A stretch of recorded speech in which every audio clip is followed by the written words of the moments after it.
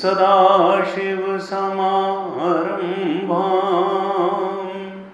शङ्कराचार्यमध्यमाम् अस्मदाचार्यपर्यन्तां वन्दे गुरुपरम्पराम्।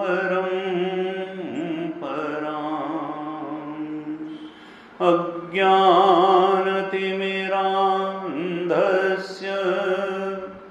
ज्ञानाञ्जनशलाकया चक्षुरुन्मीलितं येन तस्मै श्री गुरवे नमः। तस्मै श्री गुरवे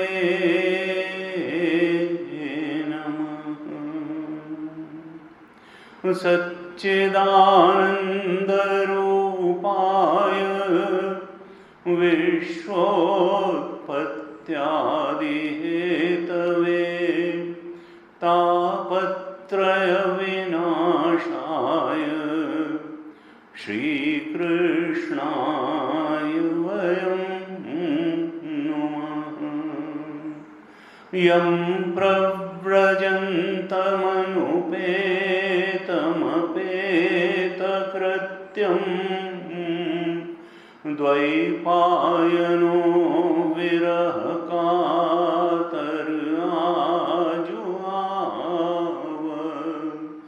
पुत्रेति तन्मयतया तरवोऽभिनेदुः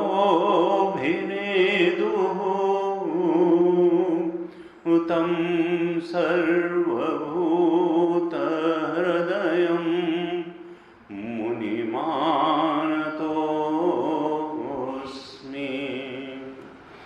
तं सर्वभूतहृदयं मुनिमानतोऽस्मि।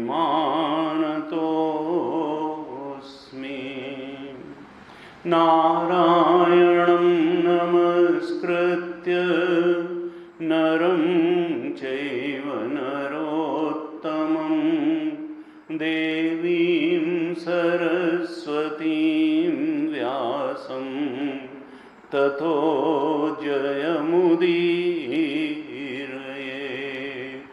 कृष्णाय वासुदेवाय हरये परमात्मने प्रणतक्लेशनाशाय गोविन्दाय नमो नमः। प्रणतक्लेशनाशाय गोविन्दाय नमो नमः।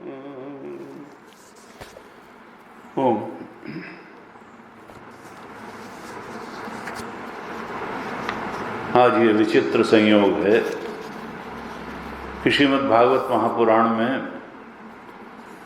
हम लोग प्रथम स्कंध के लगभग 8 अध्यायों पर चर्चा कर चुके और आज 9वें अध्याय पर चर्चा हमको करनी है, क्या कहीं करनी थी। और यहाँ भीष्म पितामह के इस नश्वर शरीर के त्याग का प्रसंग आने वाला था। और आज ही के दिन प्रातः 4:15 बजे के आसपास यह सूचना प्राप्त हुई कि सद्गुरु परम पूज्य स्वामी सुबोधानंद जी वो उनका शरीर शांत हो गया, हम सबको छोड़ करके वो चले गए, ब्रह्मलीन हो गए, स्वरूप में स्थित हो गए। जीवन मुक्त तो पहले से ही थे, विदेह मुक्ति को भी प्राप्त हो गए। अब इतने बड़े विभूति का इस धरती से चला जाना बहुत बड़ी क्षति है। गुरुदेव कहते थे कि मैं जब शरीर में नहीं रहूंगा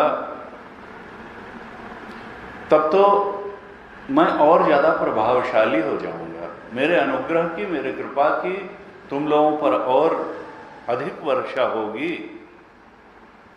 तो इसलिए तुम लोग ये मत मानना कि अब मैं शरीर में नहीं हूं तो मैं तुम लोगों से कहीं दूर चला गया हूं। प्रातःकाल 4:15 बजे 4:20 पे जब ये सूचना मिली तो मैं भी एक बार को, क्योंकि कोई तैयारी नहीं थी, मुझसे तो उम्र में भी 4 महीने छोटे ही थे, अभी 62 के आसपास उनकी उम्र थी। कोई ऐसी तबीयत में हमारी तो उनसे बहुत ज़्यादा खराब रहती है, लेकिन अचानक इस प्रकार की तो सूचना पा करके चित्त थोड़ा विचलित हुआ। फिर गुरुदेव के यही वाक्य याद आए कि मैं तो शरीर में नहीं रहूँगा तब भी मेरा अनुग्रह, मेरी कृपा, मेरा प्रभाव तो तुम लोगों के साथ रहेगा ही।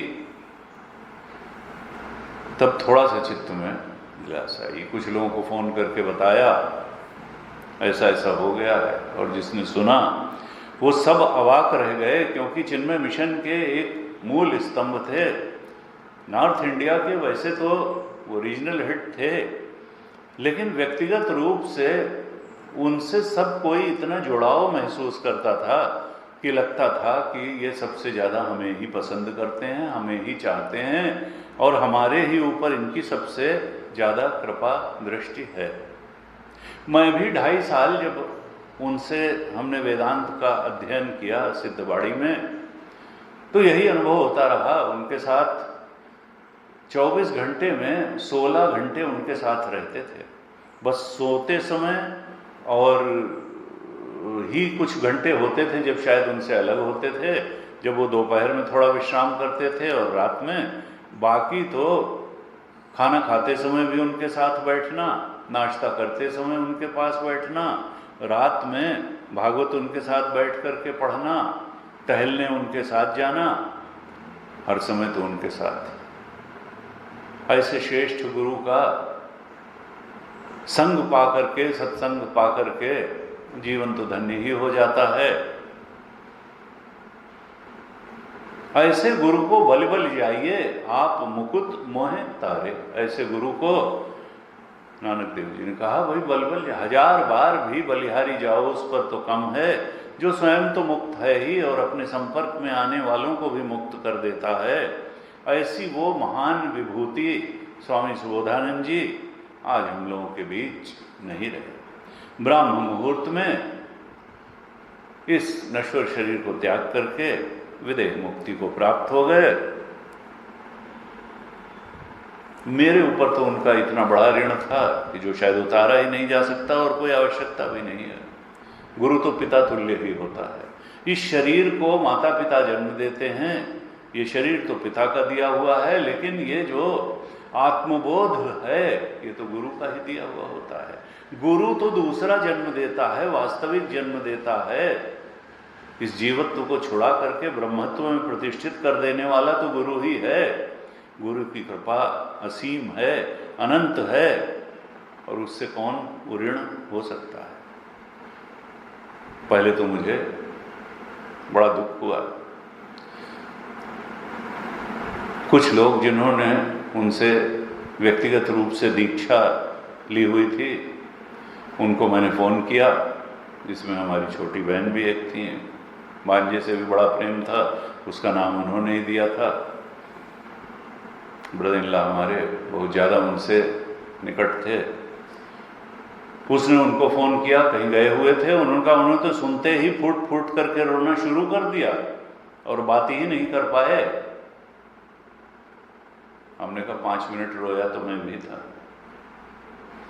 तो उसने कहा तुम भी रोए? जैसे कि मैं इतना निष्ठुर व्यक्ति हूं कि मैं तो कभी किसी बात में रो ही नहीं सकता।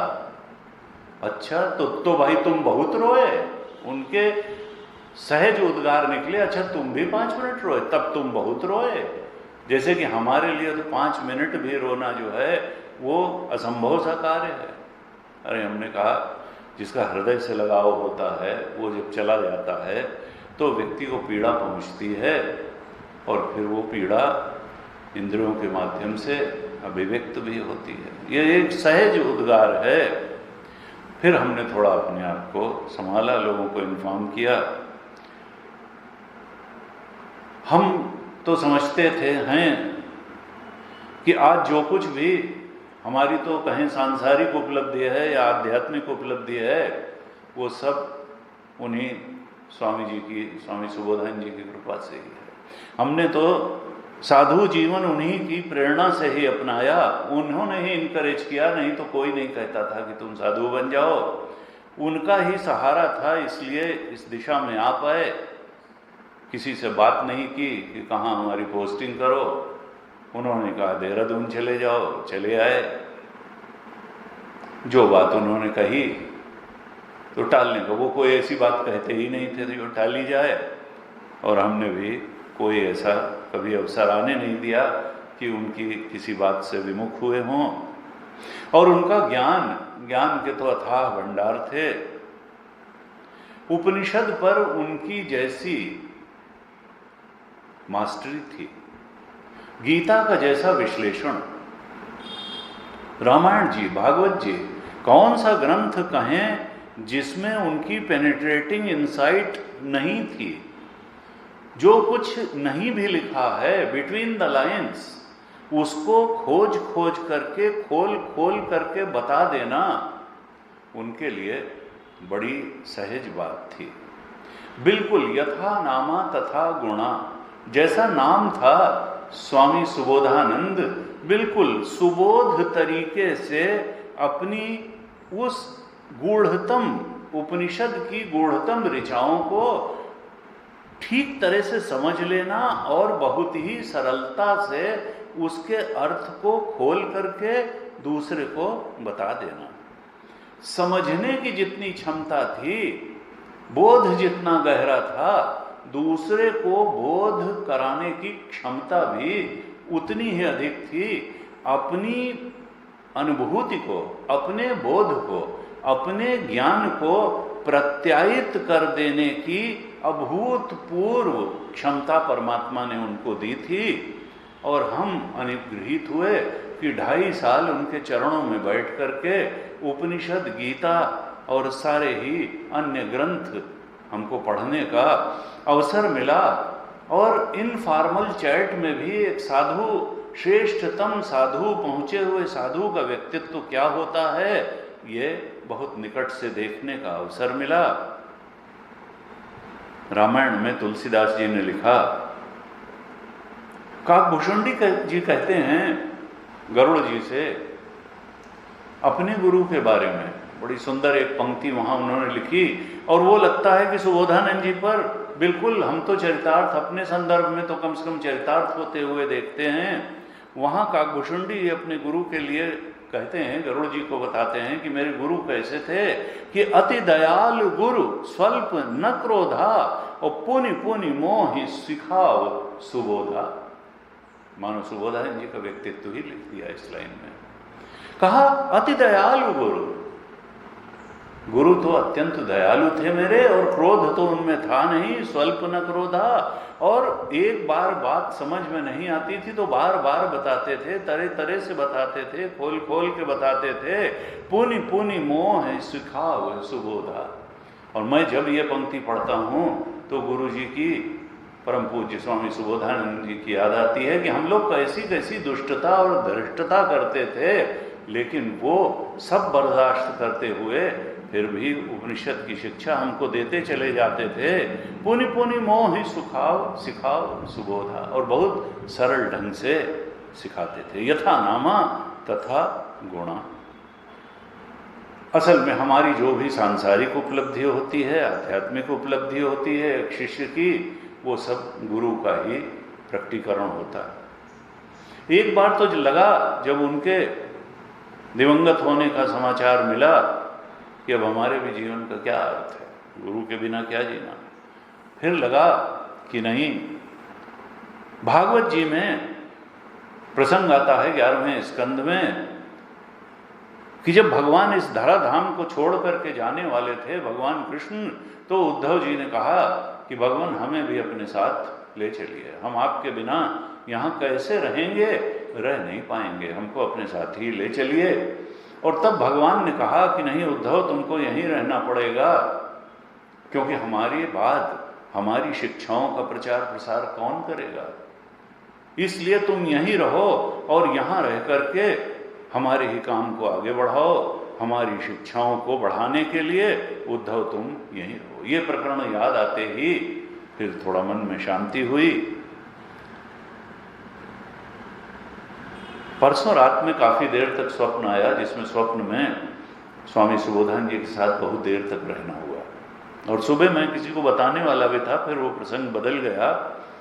कभी कभी स्वप्न आता है, कभी स्वामी तेजोमय जी का, कभी स्वामी सुबोधानंद। परसों रात में तो बड़ा लंबा सपना और बिल्कुल विविडली क्लियर रहता है, जागने के बाद भी वो रहा, लगता था समाधि पे बैठे हुए हैं, और फिर उनके साथ उनके कमरे के बगल में पूजा में भी उनके पास बैठे हुए हैं, वो पूजा भी करते जा रहे हैं और कुछ कुछ हमको बताते भी जा रहे हैं। ऐसा लगा कि लास्ट मीटिंग भले स्वप्ने में रही हो, मीटिंग तो मीटिंग है। तो गुरु जी का एक अद्वितीय अप्रतिम व्यक्तित्व था। मैंने देखा जब मैं सिद्धवाड़ी में पढ़ता था उनसे कि 80-85 साल के व्यक्ति को भी बेटा कह के संबोधित करते थे, और उस समय उनकी उम्र तो 50 के आसपास थी। अपने से 30-35 साल बड़े व्यक्ति को भी बेटा। तो इससे लगता था कि वो किस आध्यात्मिक धरातल पर खड़े हैं, और दूसरे का आध्यात्मिक धरातल उनको कितना स्पष्ट हो करके दिखाई देता है, और आध्यात्मिक ऊंचाई को देखते हुए ही वो बेटा कहते थे, शरीर की आयु की दृष्टि से नहीं, आध्यात्मिक परिपक्वता की दृष्टि से सब उनके सामने शिष्य ही थे, उनके पुत्र ही थे। क्योंकि दो प्रकार के पुत्र कहे जाते हैं, एक तो बिंदु जो पिता के वीर से उत्पन्न होते हैं, और दूसरे नाद जो गुरु के वचनों को ग्रहण करके जब आत्मबोध में जागृत होते हैं, आत्मरूप में जन्म ले लेते हैं, तो वो तो नाद पुत्र हैं। शिष्य नाद पुत्र होता है और बेटा बिंदु पुत्र होता है। तो गुरु जो है उसका अनन्य प्रेम, उसकी अनन्य कृपा, उसका अनन्य अनुग्रह सुबोधानंद जी जीते जागते कहते हैं कि संत तो भगवान का अवतार ही होता है, और वो उसकी प्रतिमूर्ति थे। भगवान को देखना हो तो संत में देख लो, संत तो भगवान का अवतार ही है। भागवत जी की आज कक्षा है, थोड़ा विचार करते हैं आज प्रसंग से थोड़ा हट करके। तीसरे स्कंध के 25वें अध्याय पर थोड़ा विचार करेंगे, जहाँ पर साधु का और सद्गुरु के बारे में कपिल भगवान अपनी माता को बताते हैं। कपिल भगवान ने कहा कि माता, अपनी देवहूति अपनी माता को उपदेश करते हुए कहते हैं कि मनुष्यों के सबसे कल्याण का साधन क्या है। तीसरे स्कंद के 25वें अध्याय के 12वें श्लोक से लेकर के 27वें श्लोक तक, बल्कि 13वें श्लोक से 27वें श्लोक तक ये संतों का वर्णन आता है, सद्गुरुओं का वर्णन आता है, उनकी क्वालिटीज क्या होती हैं इसका वर्णन है, संतों के गुण क्या हैं और सत्संग का प्रभाव क्या है, संतों की शरण में क्यों जाना चाहिए, संत क्या देता है, इसका बड़ा सुंदर निरूपण है। आज सद्गुरु स्वामी सुबोधानंद जी को समर्पित करते हुए इस प्रकरण का हम थोड़ा विचार करेंगे और देखेंगे कि वो तो इस प्रकरण की जीती जागती मूर्ति थे, बहुतों का कल्याण किया उन्होंने और बहुतों को कल्याण करने के लिए यहाँ छोड़ा।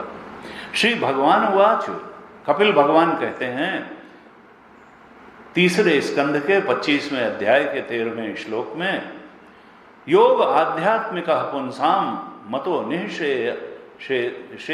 में अत्यंत उपरति यत्र दुःखस्य च सुखस्य च। कहते हैं माता, ये जो अध्यात्म योग है यही मनुष्यों के कल्याण का साधन है। इस अध्यात्म योग में दृढ़ता से स्थिति होने पर सुख और दुख दोनों की निवृत्ति हो जाती है। कपिल भगवान कहते हैं, चेता खल्वस्य बंधाय मुक्तये चात्मनो मतम गुणेषु सक्त बंधाय रतम वा पुंसी मुक्तये। 15वें श्लोक में कहते हैं कि माता, ये मन ही बंधन का कारण है और ये मन ही मुक्ति का कारण है। बड़ा प्रसिद्ध वाक्य है उपनिषद का, मन एव मनुष्याणाम कारणम बंध मोक्षयो। ये मन ही मनुष्य के बंधन का कारण है और मन ही मुक्ति का कारण है। यहां भागवत जी में भी वही बात कही। कपिल भगवान कहते हैं कि माता, ये मन कब बंधन का कारण बनता है और कब मोक्ष का कारण बन जाता है? तो कहा, जब विषयों में आसक्त हो जाता है तो यही मन बंधन का कारण बनता है, और जब यही मन परमात्मा में अनुरक्त हो जाता है, परमात्मा के चरणों में ये मन रम जाता है, तब यही मन मोक्ष का कारण बन जाता है। विषयों में आसक्ति बंधन का कारण है। गुणेषु सक्तम बंधा है, ये माया के गुणों में, माया रचित संसार में आसक्ति ये बंधन का कारण है। और रतम वा पुंसी मुक्त है, उन भगवान में रति हो जाना यही मुक्ति का कारण बन जाता है। कहते हैं कपिल भगवान, ये जो मैं और मेरेपन की जो भ्रांति है कि ये शरीर मैं हूं और इस संसार के प्राणी पदार्थ परिस्थिति में कुछ मेरे हैं कुछ तेरे हैं, ये शरीर मेरा है वो तेरा है, मैं और मोर तोर तय माया, जय बस कीन है जीव निकाया। और गो गोचर जहां लगी मन जाई, सो सब माया जाने ओ भाई। कपिल भगवान कहते हैं कि ये जो मैं और मेरे के कारण व्यक्ति, मैं ठीक रहे तो सुखी, मेरा ठीक रहे तो सुखी, मैं खराब हो जाए तो दुखी, मेरा बिगड़ जाए तो दुखी, ये मैं मेरे के कारण ही सुख दुख के बंधन में पड़ा हुआ है ये मनुष्य। जब ये, और इसी कारण वो काम और लोभ के विकारों में भी फंसा है। मैं ठीक रहे, मेरा अनुकूल बना रहे, यही कामना रहती है, और मैं बिगड़ने न पाए मेरा। अरे ये तो पंचभूत की गठरी है, ये जैसे बनी थी वैसे ही बिगड़ेगी एक दिन, तुम इसको संभाल नहीं सकते हो, प्रारब्ध पर्यंत ही रहेगी, उसके बाद एक क्षण टिकेगी नहीं। किसी न किसी बहाने से जैसे प्रारब्ध के वेग से ये संगठित होकर के एक शरीर के रूप में आई, ऐसे ही ये बिखर भी जाएगी गठरी। काम और लोभ आदि के विकारों में मैं मेरे के कारण व्यक्ति पड़ता है और फिर बहुत बहुत सुख दुख पाता है। लेकिन जब भगवान के चरणों में अनुरक्त होता है, जब भगवद स्मरण में उसका मन लगता है, जब गुरु के वचनों में उसका मन रमने लगता है, तब फिर वो सुख दुख छोड़ करके अमृतत्वाय सम दुख सुखम धीरम सो अमृतत्वाय कल्पते, तब वो सुख दुख से ऊपर उठ करके सम अवस्था में आ जाता है। कपिल भगवान कहते हैं कि ये तुम्हारा आत्मा तो अजर अमर है। देखो, शरीर तो एक दिन मिला है, एक दिन जाएगा, किसी न किसी बहाने से जाएगा, किसी न किसी काल में जाएगा। ये काल का पंजा तुमको याद रहे ना याद रहे, ये तो सबको पकड़ लेने वाला है। इसलिए शरीर रहते, जैसे गुरु जी ने, स्वामी सुबोधानंद जी ने अपना जीवन धन्य किया और धन्य करने के बाद धरा को छोड़ करके गए, तो उनके उस आदर्श को हम भी अपनाएं। हम सन्यासी भले न बने, लेकिन आत्मबोध तो प्राप्त करें, भगवान की भक्ति तो प्राप्त करें, और जहाँ से आसक्ति छुड़ानी है वहाँ से छुड़ाएं, और जहाँ रमण करना है वहाँ रमण करें। कपिल भगवान कहते हैं, जब ये जीव ज्ञान वैराग्य और भक्ति से युक्त हो जाता है, तब ये अपनी आत्मा को पहचान लेता है, जान लेता है कि हमारी आत्मा प्रकृति के परे है, सारी शक्ति आत्मा की शक्ति है और प्रकृति वास्तव में शक्तिहीन है। ये तो आत्मा की, तुम्हारी ही सत्ता पा करके सत्तावान बनती है। तुम्हारे ही आसक्तिपूर्ण विचार तुम ही से सत्ता पा करके तुम्हारे ही ऊपर सवारी कर लेते हैं और तुम्हारी आत्मा के लिए आवरण बन जाते हैं। इस आवरण को तभी हटाया जा सकता है जब श्रद्धा पूर्वक गुरु के वचनों का श्रवण किया जाए। गुरु वेदांत वाक्यादिषु विश्वास श्रद्धा, गुरु और वेदांत के वाक्यों में विश्वास, यही तो श्रद्धा है। कपिल भगवान कहते हैं कि जो बुद्धिमान हैं, जो विवेकी जन हैं, 20वें श्लोक में 3रे अध्याय के 3रे स्कंद के 25वें अध्याय के 20वें श्लोक में कहते हैं, प्रसंगम अजरम पाशम आत्मनः कवयो विदुः स एव साधुषु कृतः मोक्ष द्वारम अपावृतम। प्रसंगम अजरम पाशम, ये जो आत्म तत्व है,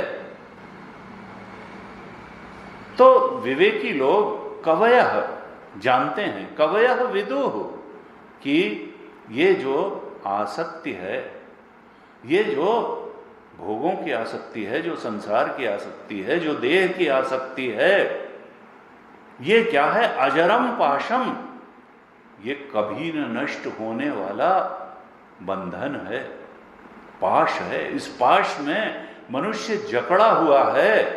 किस पाश में? आसक्ति के पाश में। संसार आसक्ति, भोग आसक्ति, देह आसक्ति, ये वो अछेद्य बंधन है जिसमें मनुष्य जकड़ा हुआ है। लेकिन विवेकी लोग जानते हैं, कवया विदु, कि इस बंधन को कैसे काटना है। इसके काटने का साधन क्या है? कहते हैं, स एव साधुषु कृतः मोक्ष द्वारम अपावृतम। लेकिन ये जो विशेष रूप से आसक्ति, संग नहीं प्रसंग, संग का मतलब है आसक्ति, प्रसंग का मतलब विशेष रूप से आसक्ति। यही जो प्रसंग है, जब संसार से होता है, भोगों से होता है, तो बंधन कसता चला जाता है, जकड़ता चला जाता है। और यही जब ऐसा होता है कि यही बंधन जब किसी साधु पुरुष के साथ, देखो कोई आया, साधु पुरुष के साथ हो जाता है तो फिर वह बंधन मोक्ष का कारण बन जाता है। यही आसक्ति संसार से हो तो बंधन का कारण बन जाती है, और यही आसक्ति जब महापुरुषों के प्रति, संतों के प्रति, सद्गुरु के प्रति हो जाती है, तब फिर ये खुला हुआ मोक्ष का द्वार है ये आसक्ति। कपिल भगवान कहते हैं, साधु के गुण बताते हैं, और परम पूज्य स्वामी सुबोधानंद जी इन गुणों के अवतार ही थे, बिल्कुल परिलक्षित होते थे उनमें गुण। 21वें श्लोक में क्या कहते हैं, साधु कौन है? तितिक्षवः कारुणिकाः सुहृदः सर्वदेहिनां अजात शत्रवः शान्ताः साधवः साधुभूषणाः। तितिक्षवः कारुणिकाः सुहृदः सर्वदेहिनां। जो साधु हैं वो तो तितिक्षु हैं। उससे कह देना आधे घंटे अभी रुक के अंदर जाएगा। तितिक्षवः कारुणिकाः सुहृदः सर्वदेहिनां अजात शत्रवः शान्ताः साधवः साधुभूषणाः। जो साधु है वो कैसा है?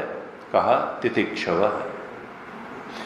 अभी वो उसमें गजब की बर्दाश्त करने की क्षमता होती है, और स्वामी सुबोधानंद जी इसके प्रत्यक्ष उदाहरण थे।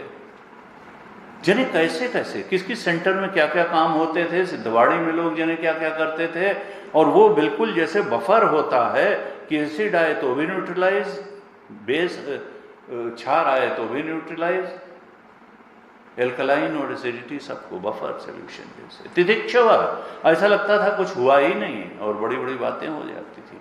ऐसे सहनशील थे तितिक्षवा। और कारुणिका, करुणा के तो जैसे भंडार थे, दयालु थे, अति दयालु गुरु, स्वल्प न क्रोधा, और पुनि पुनि मोह सिखाओ सुबोधा। दयालु बहुत थे, तितिक्षवा थे, कारुणिका थे, और कहा सुहृदा सर्वदेही नाम। ऐसे साधु पुरुष होते हैं। और गुरुजी सबके प्रति ऐसा व्यवहार होता था। हम जब पहली बार देहरादून सेंटर आए तो हम समझते थे हम ही उनके सबसे निकट हैं, और यहाँ आए तो कम से कम 10-15 लोग ऐसे थे जो यही समझते थे कि नहीं वही उनके सबसे निकट हैं। फिर मैं चुप रहता था, मैं कोई बोलता ही नहीं था कि मैं तो 24 घंटे में 16-16 घंटे 2-2.5 साल उनके साथ बिता करके आया हूँ। तो ये लगा कि नहीं, उनका स्वभाव ही ऐसा था कि सुहृदा सर्वदेह नाम, वो तो सबके हितैषी थे, तो सबके इतने आत्मीय थे कि लोग अपने परिवार वालों से जितनी आत्मीयता नहीं, उससे ज़्यादा उनसे आत्मीयता रखते थे, और उनसे मिलकर के कितनी प्रसन्नता होती थी सबको। और ऐसा आत्मीय व्यवहार एक साधु ही कर सकता है, एक पहुंचा हुआ साधु ही कर सकता है। आत्मबोध में स्थित संत, उसके लिए पराया तो कोई है ही नहीं, सबके लिए प्रेम और करुणा ही बांटता है। ऐसे थे गुरुजी स्वामी सुबोधानंद जी। सुहृदः सर्वदेहिनाम अजात शत्रुवः शान्ताः। कैसे थे? अजात शत्रु, उनका कोई शत्रु नहीं था। सबहि मान प्रद आप अमानी, सबको मान देने वाले और स्वयं कुछ इच्छा न रखने वाले। उनको कोई क्या देगा? बोध प्राप्त संत को कोई क्या दे सकता है? उनके ऋण से तो ऋण होना ही असंभव है। अजात शत्रुवः शांता, शांत स्वभाव थे। साधव साधुभूषणा, ऐसे सत्पुरुष साधु कहलाते हैं। साधुओं में भी श्रेष्ठतम साधु होते हैं। कपिल महाराज, भगवान कपिल 22वें श्लोक में कहते हैं, मयि अनन्य भावेन भक्तिम कुर्वन्ति ये दृढ़ाम मत्कृते त्यक्त कर्माणः त्यक्त स्वजन बांधवा। ऐसे साधु क्या करते हैं कि मुझ में दृढ़ प्रेम करते हैं। मयि अनन्य भावेन भक्तिम, मुझ परमात्मा में अनन्य भाव से भक्ति करते हैं। क्या हुआ भाई, सन्यासी तो संध्या करते नहीं है। सन्यासी के लिए आहुति देना भी वर्जित, विरजा होम करने के बाद सन्यासी बनता है, और संध्या भी सन्यासी नहीं करते। उनके लिए जीवन का लक्ष्य आत्मबोध के अलावा कुछ नहीं रहता है। तो गुरु द्वारा, शास्त्र द्वारा बताई गई चीजों का चिंतन के अलावा और कुछ नहीं। लेकिन फिर भी अनुग्रह करके गुरु जी ने हम लोगों को संध्या सिखाई। संध्या से कहते हैं अंतःकरण की शुद्धि, भगवान की भक्ति, वैराग्य, ज्ञान के लिए तैयारी सब प्राप्त होती है। इसलिए संध्या को एक बहुत बड़ी पूजा, एक साधना का अंग माना गया है। सन्यासी हो करके भी उनकी ऐसी कृपा कि उन्होंने सारे ब्रह्मचारियों को संध्या सिखाई, और लोग जितना कर सकें उन्होंने तो कोई कमी छोड़ी नहीं। कपिल भगवान कहते हैं कि साधु तो मुझमें अनन्य भक्ति भाव से मेरे चरणों में ही रत रहता है, मेरे स्मरण में ही रत रहता है, मेरी दृढ़ भक्ति उसके हृदय में नृत्य करती है, और मत्कृते त्यक्त कर्माणा, वो मेरी भक्ति करने के लिए सब और काम छोड़ देता है। मत्कृते या मेरे ही लिए सारे कर्मों को करता है, संपूर्ण कर्म मेरी प्रेरणा से और मुझे समर्पित करके ही करता है। और तजिए ताहि कोटि बैरी सम यद्यपि परम सने ही जाके प्रिय न राम वैदेही, मुझसे प्रेम करने के लिए वो और सबको छोड़ भी देता है और छोड़ने को तैयार रहता है। अपने और मुझ परमात्मा के बीच में कोई बाधा वो बर्दाश्त नहीं करता है। सारी बाधाओं को तोड़ करके वो एक मुझ परमात्मा को ही लेकर के रहता है। और स्वामी सुबोधानंद जी इसके प्रत्यक्ष उदाहरण थे। 23वें श्लोक में कहते हैं, मदाश्रया कथामृष्टा शृण्वन्ति कथयन्ति च तपन्ति विविधा तापा न एतान मदगत चेतस। वो श्रेष्ठतम साधु, उनका जीवन कैसा होता है कि वो मेरी कथाओं को ही सुनते हैं और मेरी कथाओं को ही सुनाते हैं। और स्वामी जी, परम पूज्य गुरु जी जीवन भर यही करते रहे। रात में भी 10 बजे, 10:30 बजे कक्षा समाप्त होती थी, तब हम लोग बैठ जाते थे, और रात में 2 बजे तक मैं भागवत पढ़ता था, वो सुनते थे, और बीच बीच में वो अपनी टिप्पणी भी करते थे और हम लोगों से कुछ प्रश्न भी करते थे। हम लोग भी अपनी टूटी फूटी भाषा में उसका कुछ उत्तर देते थे, जिसमें वो कृपा करके सुधार करते थे। और जो श्लोक थे, भागवत का जो संदेश है, कथाओं का जो गूढ़ार्थ है, वो उसको बड़े स्पष्ट रूप से कृपा करके हम लोगों को बताते थे। तो उनके लिए चाहे टहलते जाते समय हो, कोई और चर्चा नहीं हो सकती थी। जरा भी अगर भटकते थे तो वो कहते थे, ये कौन सी चर्चा लेके तुम लोग बैठ गए, बताओ आज किस श्लोक पर प्रवचन हुआ, उपनिषद के किस मंत्र पर प्रवचन हुआ, बताओ तुम लोगों ने उसमें क्या समझा। और फिर हम लोग बताते थे। कभी प्रसन्न होते थे कि हाँ ठीक समझा, कभी कहते थे नहीं, ये 2 बिंदु जो बहुत महत्वपूर्ण थे छूट गए, इनको भी स्मरण रखना चाहिए, ज्यादा ध्यान से सुनना चाहिए। लेकिन उनको परमात्मा की चर्चा ही पसंद थी, उनको शास्त्र की ही चर्चा पसंद थी। इधर उधर की संसारी चर्चा अगर शुरू भी हो जाती तो तुरंत उसको कट डाउन करके कहते, देखो भटको मत, मूल बात जो है शास्त्र चर्चा उसमें रहे। और हम लोगों को बार बार कहते थे। मैं जब यहाँ आया तो कुछ ऐसे भी संत होते हैं जिनको पढ़ने लिखने से चिढ़ होती है, जो समझते हैं अरे ये पढ़ने लिखने वाले हैं। कुछ लोग कहते भाई आप तैयारी बहुत करते हैं। हमने कहा हम ऐसे गुरु के चेले हैं जिसने हमको यही उपदेश दिया कि संसार और मादक द्रव्यों और संसार के भोग पदार्थों के व्यसनी मत बनना, तुम विद्या व्यसनी बनना। गुरु जी का बड़ा प्रिय वाक्य था, विद्या व्यसनी बनो। अगर व्यसन ही करना है तो शास्त्र के स्वाध्याय का व्यसन करो, शास्त्र के चिंतन का व्यसन करो, भगवत चिंतन का व्यसन करो। संसार के व्यसन करने से कुछ मिलने वाला नहीं है, संसार के काम करने से भी कुछ मिलने वाला नहीं है। संसार का भी काम करो तो भगवान का स्मरण रखते हुए करो, तब संसार का काम भी मुक्ति दिलाने वाला होगा। और आसक्ति के साथ कामना पूर्ति के लिए अगर संसार का काम करोगे तो बंधन और कसेगा, उसका कोई मतलब नहीं है। और वो उसके जीते जागते उदाहरण थे। मदाश्रया, कपिल भगवान कहते हैं, मदाश्रया कथामृष्टा शृण्वन्ति कथयन्ति च।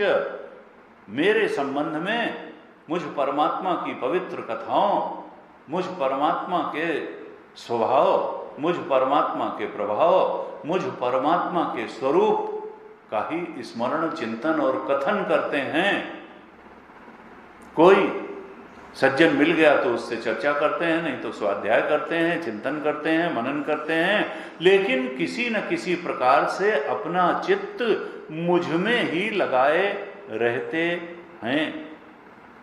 तपंति विविधा तापा न एताम मदगत चेतसः। मेरे लिए ही वो सब काम करते रहते हैं। इन मुझ में ही चित्त को लगाए हुए लोगों में तपंति विविधा तापा, संसार के ताप ऐसे लोगों को तपाते नहीं हैं। क्यों? क्योंकि एतान मदगत चेतसा, वह तो अपने चित्त को मुझ में लगा चुके हैं। गीता जी में यही कहा भगवान ने, मच्चित्ता मदगत प्राणा बोधयन्तः परस्परम कथयन्तश्च माम नित्यम तुष्यन्ति च रमन्ति च।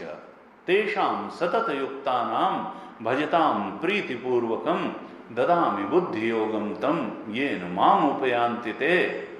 तेषामेवानुकंपार्थम अहम अज्ञानजं तमः नाशयामि आत्मभावस्थो ज्ञान दीपेन भास्वता। ऐसे जो गीता के ये 3 श्लोक हैं 10वें अध्याय के 9, 10, 11, इसके स्वामी सुबोधानंद जी जीते जागते उदाहरण थे।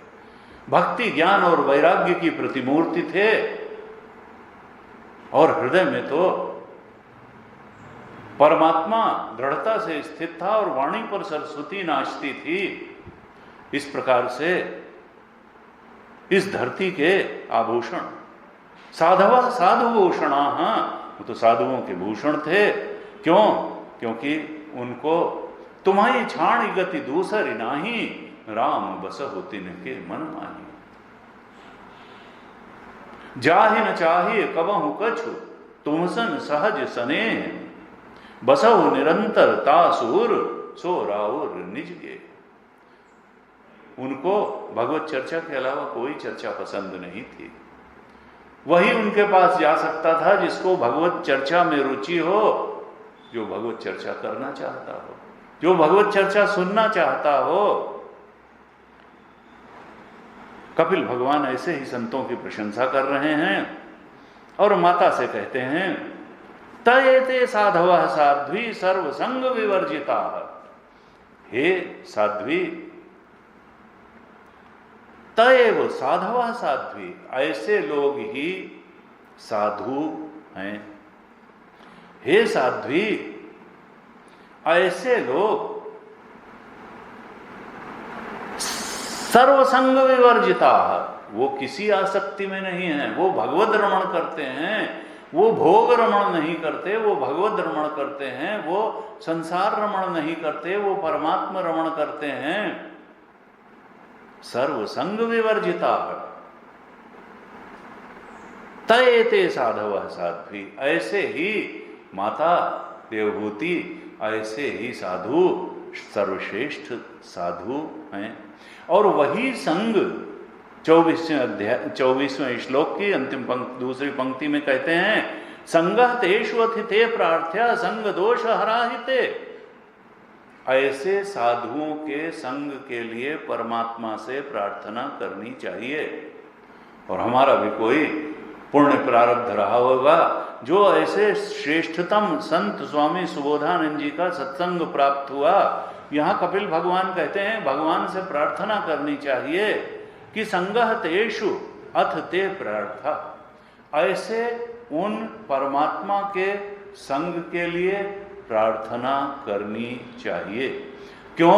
क्योंकि ऐसे श्रेष्ठतम साधुओं का संग दोष हराहिते, वो तो संसार की आसक्ति से उत्पन्न होने वाले, संसार के भोगों के संग से उत्पन्न होने वाले दोषों का हरण कर लेते हैं। संग दोष हराहिते, ऐसे सत्पुरुषों का, साधुभूषण साधुओं का संग संसार संग के दोष को हरण कर लेता है, आसक्ति से मुक्त कर देता है और हृदय में भक्ति जगा देता है। सत्पुरुषों के समागम से हमारा ज्ञान, यथार्थ आत्मा का ज्ञान बन जाता है। हम जान देते हैं कि संसार के ज्ञान की सीमाएं क्या हैं और आत्मा के ज्ञान की श्रेष्ठता क्या है, आत्मा के ज्ञान का आनंद क्या है, आत्मा के ज्ञान का विस्तार क्या है। संत पुरुष के समागम से आत्मा का यथार्थ ज्ञान प्राप्त हो जाता है, अपने स्वरूप का बोध हो जाता है, जीवात्मा का लय हो जाता है और ब्रह्मात्मा का बोध हो जाता है। जीवत्व ब्रह्मत्व में लीन हो जाता है, हमको स्वरूप का बोध होता है, अनंत आनंद में जीते जी ही हो जाते हैं।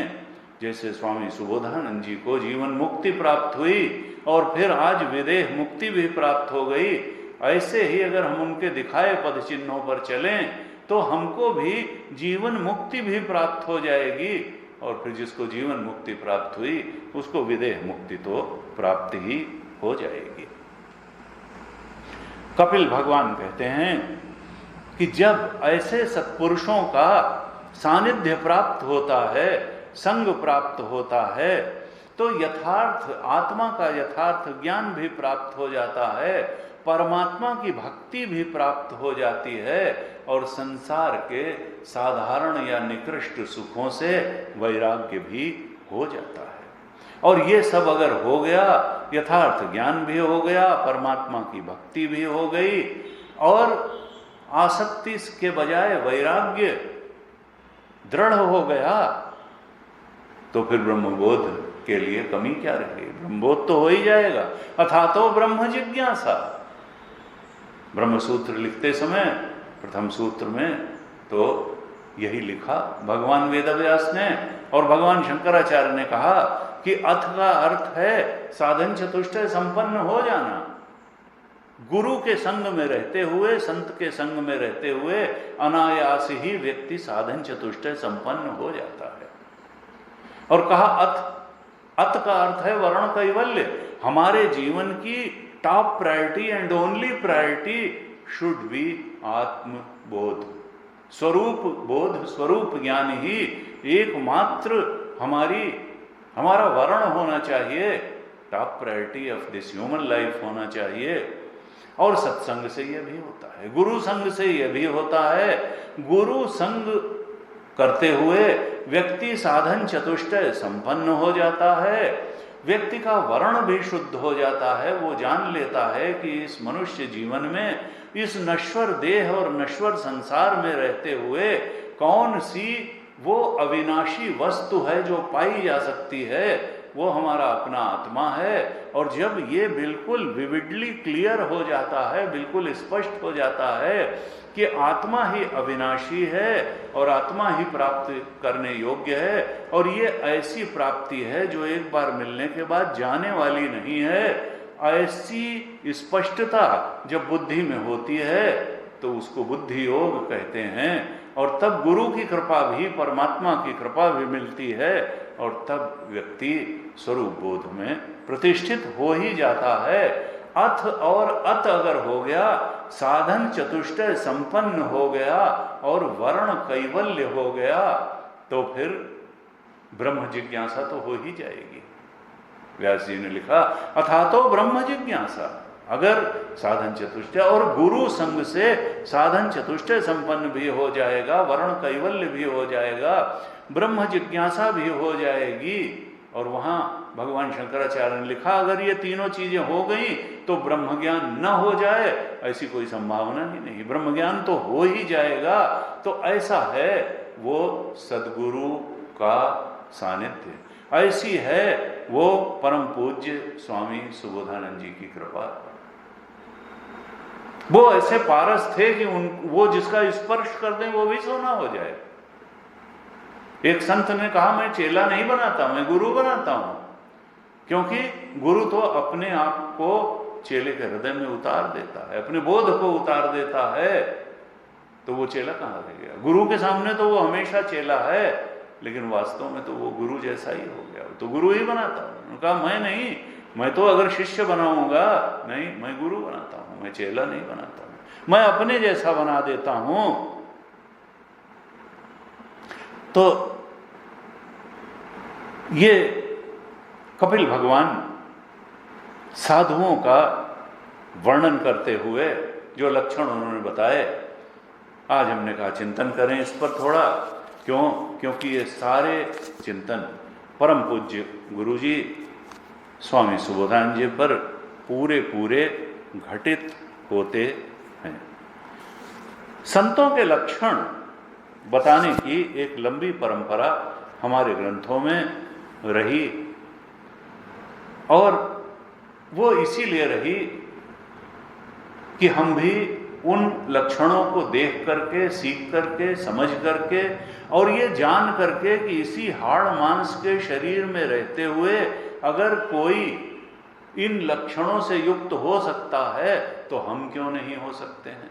एक प्रेरणा मिलती है, केवल शास्त्र में ही अगर वो लक्षण लिख दिए जाएं तो व्यक्ति सोचता है किताब में लिखी हुई बातें हैं, लेकिन अगर कोई स्वामी सुबोधानंद जी जैसा जीता जागता महापुरुष मिल जाए जिसमें ये सारे लक्षण घटित होते हों, तो फिर व्यक्ति को लगता है कि जब ये मनुष्य शरीर में रह करके ये सब सद्गुण धारण कर सकते हैं तो हम क्यों नहीं कर सकते हैं। और गुरु उत्साह भी बढ़ाता है कि तुम सब कर सकते हो। बहवो ज्ञान तपसा पूता मद्भाव मांगता, बहुत सारे लोग इस मार्ग पर चलते हुए अपने आप को पवित्र बना करके आत्मबोध में स्थित हो चुके हैं, इसलिए तुम भी हो सकते हो। Don't let down your self, don't condemn your self, don't under estimate your self, don't degrade your self. तुम अमृत पुत्र हो, तुम अनंत शक्तियों के साथ पैदा हुए हो, इतनी विवेकपूर्ण बुद्धि परमात्मा ने तुमको दे करके इस मनुष्य शरीर में भेजा है, तुमको संयम की शक्ति दे करके भेजा है, तुम अपनी इंद्रियों पर संयम कर सकते हो, मन पर संयम कर सकते हो, चिंतन को जिस विषय से चाहे हटा सकते हो और जिस विषय में चाहे लगा सकते हो। ऐसा जब तुमको अंतःकरण दिया, ऐसी शक्तियां परमात्मा ने दे करके भेजी, तो उसका सही उपयोग करो। और सही उपयोग क्या है? संत जैसा बनने का प्रयास करो, स्वामी सुबोधानंद जी जैसा बनने का प्रयास करो।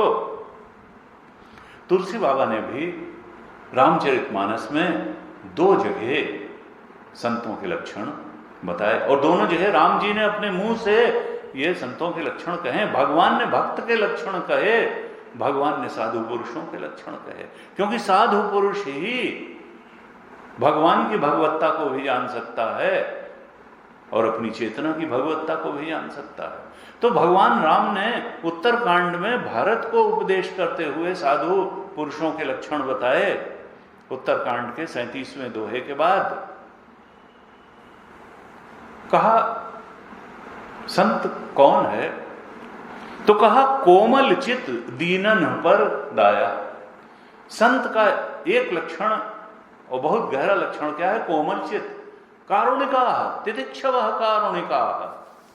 भागवत ने भी कहा था कारुणिका सुहृदय सर्वदेहि नाम, जो करुण होगा, सब पर कृपा करेगा, सबके प्रति दयालु होगा और सुहृद होगा, हितैषी होगा, सबका हितैषी होगा। यहां भी कहा तुलसीदास जी ने कि कोमल चित्त दीनन पर दाया। संत का लक्षण क्या है? कि कोमल चित्त होता है और दीनों पर दया करता है। कोई उसको दुखी दिखता है तो ये नहीं कि हमसे क्या मतलब है, वो अपने निपटेंगे। नहीं, दीनन पर दया, कोमल चित होता है, दीनों पर दया करने वाला होता है, और मन वच क्रम मम भगति अमाया, मन वचन कर्म से भगवत रमण करता है, भगवान की भक्ति करता है, और ये माया के संसार में लिप्त नहीं होता। अमाया कहते हैं विगत काम मम नाम परायण, वो काम परायण, इच्छा परायण जीवन नहीं जीता, वो भगवत परायण जीवन जीता है। विगत काम मम नाम परायण, वो मेरा आधार लेकर के, मेरा सहारा लेकर के जिंदगी जीता है, मुझे प्रसन्न करने के लिए जीवन जीता है, वो कामना पूर्ति के लिए जीवन नहीं जीता है। शांति विरति विनति मुदितायन, वो शांत दिखाई देता है, वैराग्यवान होता है, राग द्वेष से ऊपर उठा होता है, उसका चित्त, उसका जीवन शांति की प्रतिमूर्ति होता है, समता होती है, शांति होती है, वैराग्यवान होता है, राग द्वेष में उलझा हुआ नहीं होता है, विनयी होता है। और कहा मुदितायन, प्रसन्न चेहरा दिखाई देता है, प्रसन्न चित्त दिखाई देता है। ये नहीं कि जब देखो तो मुंह लटका है, अपना दुखड़ा रो रहे हैं। विगत काम मम नाम परायण, शांति विरति विनति मुदितायन। कहा और कैसा है, शम दम नियम नीति नहीं डोलहि, हमेशा समता में रहता है, मन का संयम है, इंद्रियों का संयम है, और नियम में रहता है, शौच संतोष तप स्वाध्याय ईश्वर प्राणिधान सत्य हिंसा स्तेय ब्रह्मचर्य परिग्रह, जो यम नियम हैं उनका पालन करता है, शम दम का पालन करता है, मनोनिग्रह इंद्रिय निग्रह सदा हुआ है, और नीति नहीं डोले, उनका व्यवहार बहुत सुंदर होता है। और गुरु जी स्वामी सुबोधानंद जी का व्यवहार तो सीखने लायक था, ऐसे प्रेम से मिलते थे हर एक से कि व्यक्ति उनका अपना होके रह जाता था। नीति नहीं डोले, लेकिन यह भी नहीं है कि कोई उनसे अनड्यू लिबर्टी ले ले, जिसके लिए जितना करना है उतना करना है। यह नहीं कि आश्रम की कास्ट पे किसी को बहुत ज्यादा दे दिया, नहीं नहीं, नीति नहीं डोले, उतने ही ज्यादा तो उनका प्रशासन चुस्त था, लेकिन आत्मीय भी उतने थे, व्यवहार कुशल भी उतने ही थे। कहा परुष वचन कबहू नहीं बोले, संत का लक्षण क्या है कि कठोर वचन तो बोलना ही, हमेशा स्नेहिल वाणी बोलना, स्नेह से भरे हुए वचन ही बोलना, परुष वचन कबहू नहीं बोलने। और इसके तो स्वामी सुबोधानंद जी जीती जागती प्रतिमूर्ति थे। राम जी कहते हैं ऐसा जो होता है, ते सज्जन मम प्राण प्रिय गुण मंदिर सुख पुंज, ऐसे जो साधु पुरुष होते हैं वो तो मुझे प्राणों से भी ज्यादा प्यारे होते हैं। अरण्य कांड के अंत में भगवान ने नारद जी को भी संतों के लक्षण बताए। वहां कहते हैं गुनाहगार, अरण्य कांड के 45वें दोहे में कहते हैं भगवान राम, गुणागार संसार दुख रहित विगत संदेह, तज मम चरण सरोज प्रिय तिनकहु देह नगे। साधु पुरुष कैसे होते हैं, गुणों के तो आगार होते हैं, गुणों के भंडार होते हैं, और संसार दुख रहित। उनको ये नहीं होता है कि ये चीज नहीं मिली तो परेशान, वो चीज मिल गई तो बड़े फूले फूले घूम रहे हैं। संसार दुख रहित और गुणों के भंडार, यानी वो सद्गुणों को सबसे बड़ी संपत्ति मानते हैं। वो षट संपत्ति साधन चतुष्टय संपन्न होने को, भगवान की भक्ति को सबसे बड़ी संपत्ति मानते हैं। वो आत्मज्ञान को संपत्ति मानते हैं। वो संसार की बातों को बहुत महत्व नहीं देते, और इसीलिए संसार दुख से रहित रहते हैं। और विगत संदेह, उनको अच्छी बात क्या है, बुरी बात क्या है, ऊंची बात क्या है, खराब बात क्या है, अचीवमेंट क्या है और क्या अचीवमेंट नहीं है, इन सब बातों में कोई संदेह ही नहीं होता। विगत संदेह, तज मम चरण सरोज प्रिय तिनकह देह नगे। और मेरे स्मरण, मेरे चरणों, मेरी लीलाओं, मेरे स्वरूप, मेरे प्रभाव, इसको छोड़ करके उनको ना अपना शरीर प्रिय है ना अपना घर प्रिय है। वो तो भगवान में ही रहते हैं, वो संसार में नहीं रहते। वो देह में रहते हुए भी भगवान में रहते हैं, वो संसार में रहते हुए भी भगवान में ही रहते हैं। ऐसे वो साधु पुरुषों का लक्षण बताया। और तुलसीदास जी अरण्य कांड के अंत में लिखते हैं, भजहि राम तज काम मद करहि सदा सत्संग। ऐसे उन राम जी को भजते हुए सदा सत्संग करो। और गुरु जी स्वामी सुबोधानंद जी ने जीवन पर्यंत यही किया, स्वयं भी सत्संग किया, स्वयं भी भगवत स्मरण में जीवन बताया, और जो उनके संपर्क में आया उसको भी यही प्रेरणा दिया। उन महापुरुष, उन धरती के आभूषण साधु ने दूसरे को भी साधु बना दिया। जन कितने लोग उनके संपर्क में आकर के साधु बने, सद्गुणी बने, सदाचरण वाले बन गए। राम जी कहते हैं, मुनि सुन साधुन के गुण जेते, कहीं न सकहीं शारद श्रुति तेते। साधुओं में तो इतने गुण होते हैं कि अगर सरस्वती भी बखान करने लगे, नारद जी अगर शेषनाग भी बखान करने लगे अपने हजारों मुख से, तो वो भी नहीं कह सकते हैं। अस दीन बंधु कृपाल अपने भगत गुण निज मुख कहे। ऐसे राम जी ने अपने भक्तों के लक्षण किए कि देखो, जो ते धन्य तुलसीदास आस बिहाई जे हरि रंग रहे। इस संसार की आशा छोड़ करके, इस देह से आशा छोड़ करके जो भगवान के रंग में रंग गए, ऐसे वे संत धन्य हैं। स्वामी सुबोधानंद जी का जीवन ऐसे ही भगवत रंग में रंगा हुआ था। और वो दूसरा भी जो उनके संपर्क में आया, उसको भी उन्होंने भगवान के रंग में रंग दिया। ऐसे उन परम पूज्य स्वामी सुबोधानंद जी के चरणों में हजार हजार बार नमन है, कोटि कोटि बार नमन है। हम उनको क्या दे सकते हैं? वही संसार को देते रहे, हमको भी देते रहे।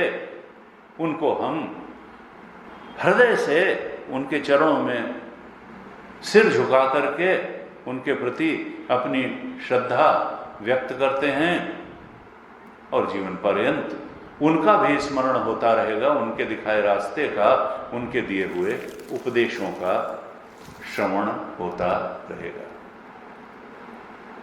आज इसी संदेश के साथ कि हम सब लोग उनसे मार्गदर्शन लें और ये माने कि उनकी वाणी आज भी हमारे बीच है, उनकी शिक्षाएं आज भी हमारे बीच हैं, उनका दिया हुआ संदेश हमारे बीच है। सच्ची श्रद्धा रही यही होगी कि उनके दिखाए मार्ग पर हम और ज्यादा दृढ़ता पूर्वक चलें और अपने जीवन को उसी प्रकार से धन्य बना लें जैसे उस महापुरुष ने, उस दिव्य विभूति ने धन्य बनाया। ओम पूर्णमदः पूर्णमिदं पूर्णात् पूर्णमुदच्यते पूर्णस्य पूर्णमादाय पूर्णमेवावशिष्यते। ओम शांति शांति शांति।